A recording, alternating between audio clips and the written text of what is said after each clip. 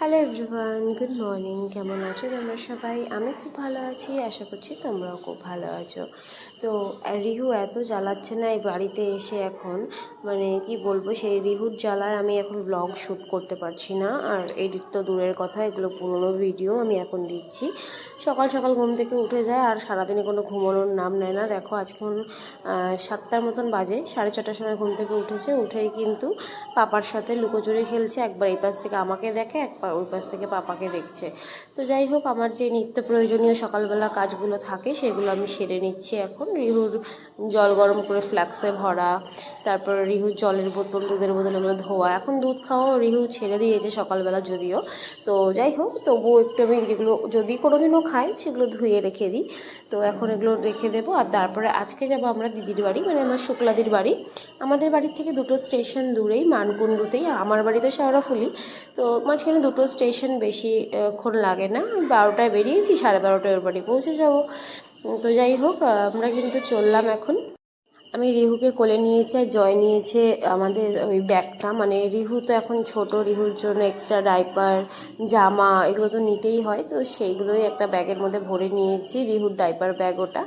আর এই যে তারপর আমরা কিন্তু ট্রেনে উঠে গেছি। আর রিহু ঘুম থেকে জাস্ট উঠে এসেছে, তার জন্য এখন একটু নেতিয়ে আছে, আমার কোলের মধ্যেই শুয়েছিল চুপচাপ, কোনো দুষ্টুমি করছিল না। দেখো দেখতে দেখতে কিন্তু আমরা পৌঁছে গেছি দিদির বাড়িতে। আর এখানে এসে কিন্তু দিদির 2টো ছেলে আছে, তো ওদের সাথে কিন্তু একদম ঘুলে মিলে গেছে একদম। রিহু দেখতেই পাচ্ছ চুপচাপ বসে বসে কিন্তু টিভি দেখছিল, টিভিতে কার্টুন দেখছিল। আর এখানে দেখো দিদি কত কিছু রান্না করেছে। ওকে জাস্ট আমরা মানে বলেছিলাম এমনি আসবো ঘুরতে, তো ও এত কিছু রান্না করেছে যে কী করে একটা বিয়ে বাড়ির মতন মেনু হয়ে গেছে। যদিও দেখতেই পাচ্ছ, ভাত, মোচার ঘন্ট, ডাল, চিপস, আর ছিল চিংড়ি মাছের মালাইকারি, ছিল সর্ষে দিয়ে পাবদা মাছ, আবার ছিল চিকেন, আবার চাটনি, পাঁপড়, আর মিষ্টি তো থাকেই। তো স্যালাডও ছিল। তো এত কিছু রান্না করেছে, সত্যি বলতে কী করে যে খাবো সেটাই ভাবছি। আর আমার দিদি কিন্তু মোচার ঘন্টটা খুব ভালো রান্না করে। তো জয় আগে থেকেই ডিমান্ড করেছিল, তোমার বাড়িতে যদি যাই দিদি মোচার ঘন্ট কিন্তু অবশ্যই খাওয়াবে। তো স্পেশালি জয়ের জন্যই কিন্তু দিদি মোচার ঘন্টটা রান্না করেছিল। আর সত্যি খুব খেতে টেস্টি হয়েছিল, আমার তো বেশ ভালো লাগছিল খেতে। যেহেতু আমি দিল্লিতেই মোচা পাই না, তো আমি নিজে চাইলেও করে খেতে পারবো না, তো এখানে আসলে আমাকে এইসব খেতে হয়। আর দিদির হাতের মোচা সত্যি খুব ভালো হয়। তো আর এত কিছু দেখে কিন্তু আমার সত্যি না, মানে এখনই মনে হচ্ছে পেটটা ভরে গেছে। আর সমস্ত আইটেম না খুব টেস্টি হয়েছিল, স্পেশালি মোচা আর চিকেনটা। তো যাই হোক, আমরা এখন খেয়ে দিয়ে কিন্তু রেস্ট নিয়েছিলাম কিছুক্ষণ। তারপর আমরা যাব বিকেলবেলা স্ট্যান্ডে। আমি না বিয়ের আগে যতবার দিদি বাড়ি আসতাম ততবারই স্ট্যান্ডে যেতাম, তবে এখন তার বিয়ের পর অত আসা হয় না, কারণ বেশিরভাগই তো আমি দিল্লিতে থাকি। তারপরে এই শ্বশুর বাড়ি বাপের বাড়ি করতে করতে আর হয় না। তো যাই হোক, বিয়ের পরে একবার এসেছিলাম দিদির বাড়ি প্রথম বছরে, যখন 2022-এ। এখন 2025, রিহুকে নিয়ে ফার্স্ট টাইম আবার আসলাম। তো তখন স্ট্যান্ডে গেছিলাম, আবার এখন রিহুকে নিয়ে স্ট্যান্ডে যাচ্ছি। বিকেলবেলা আমরা সবাই মিলে একটু রেস্ট নিয়ে বেরিয়ে গেছিলাম। আর আজকে যেহেতু বৃষ্টি হচ্ছে বলে হাওয়াটা একদমই নেই, মানে একদম মেলা মেলা লাগছিল। না হলে না গরমকালে এখানে আসলে এত হাওয়া দেয়, গঙ্গার পাশেই তো কি বলবো, মানে যারা এসছো স্ট্যান্ডে তারা জানো এত সুন্দর হাওয়া দেয় না যে কি বলবো, আমার তো খুব ভাল লাগে। তবে আজকে একটুখানি রবিবার ছিল আর বৃষ্টিও একটু আগে হয়েছে, তার জন্য না একটু খালি খালি লাগছিল ঠিকই। কিন্তু আমরা দেখো সবাই মিলে এখানে এসেছিলাম, এটাই একটা আনন্দ, এই আর কি। তো গঙ্গাটা কিন্তু এখন অন্ধকার হয়ে গেছে, যেহেতু ওই পারে যে আলোগুলো দেখা যাচ্ছে সেগুলো দেখতে কিন্তু বেশ ভালোই লাগছে, তাই না?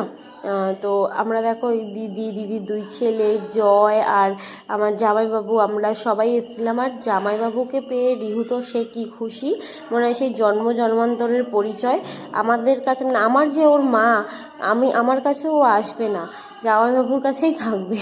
তো জামাইবাবুকে আসার পরে না স্নান করতেও যেতে দিচ্ছিল না রিহু, তো জামাইবাবুর কোলে উঠেই থাকবে। তো কিছু করার নেই, কিছুক্ষণ রাখার পরে অনেক ভুলিয়ে ভালিয়ে ওকে আমি নিয়েছিলাম কোলে, তারপরে জামাইবাবু গেছিলো স্নান করতে।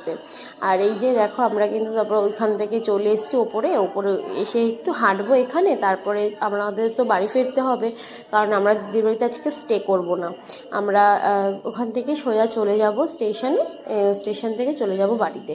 বেশিক্ষণ তো লাগবে না, ওই 8:30টার মধ্যে না আমরা বাড়িতে পৌঁছে গিয়েছিলাম, অসুবিধা হয়নি। আর এখানে দেখো সবাই না প্রি ওয়েডিং শ্যুট করতেও আসে। তো যাই হোক, আমার না বেশ ভালো লাগে স্ট্যান্ডের এই সাইডের রাস্তা দিয়ে হাঁটতেও, কিন্তু আমার সুন্দর লাগে। দেখো রাস্তাগুলোও বেশ সুন্দর পরিষ্কার। আর এখানে না আমার একটা মোমোর দোকান আছে, যেখানে বিয়ের আগে যতবার এসে ততবার মোমো শেষ হয়ে যেত। মানে এখানকার একটা ফেমাস মোমোর দোকান থাপাস, যারা জানো চন্দননগরে থাকো তারা হয়তো জানো। তো আমি বিয়ের পরে ফার্স্ট টাইম যখন জয়ের সাথে এসেছিলাম তখনই আমি ফার্স্ট খেয়েছিলাম, মানে জামাইবাবুর সাথে। আর আজকে সব 5:30টার মধ্যেই আমরা চলে এসেছি স্ট্যান্ডে, আজকে তো পেয়েই যাব মোমো। আর তবে তার আগে খেয়েছিলাম আমরা সবাই মিলে একটু ফুচকা। তো ফুচকা খাওয়ার পরে চলে গেছিলাম আমরা মোমোর দোকানে। আর এই দেখো লাইন দিয়ে কিন্তু ফুচকার দোকান, আইসক্রিমের দোকান সব কিছুই আছে, বেশ ভালো লাগে আমার। আর আমি না কাপও কিনেছিলাম, সুন্দর সুন্দর 4টে কাচের কাপ। তো সেগুলো আর দেখাতে পারিনি, মানে রিহু এত দুষ্টুমি করছিল না, মানে ভিডিও করারই টাইম পাইনি। তারপরে আমরা অর্ডার করেছিলাম 3 plate momo, 2 plate steam, 1 plate fry. তো যাই হোক সবাই মিলে আমরা ভাগযোগে খেলাম, কারণ দুপুরবেলা এত খাওয়া দাওয়া হয়ে গেছিলো, তো এখন এক প্লেট খেতে পারবো না। তো আমরা খেতে থাকি। আমাদের চ্যানেলটাকে অবশ্যই সাবস্ক্রাইব করে দিও যদি আমাদের ভিডিওটা ভালো লেগে থাকে। তো আজকের ভিডিওটা এই অবধি, ভালো লেগে থাকলে সাবস্ক্রাইব করে দিও। ওকে, বাই, গুড নাইট।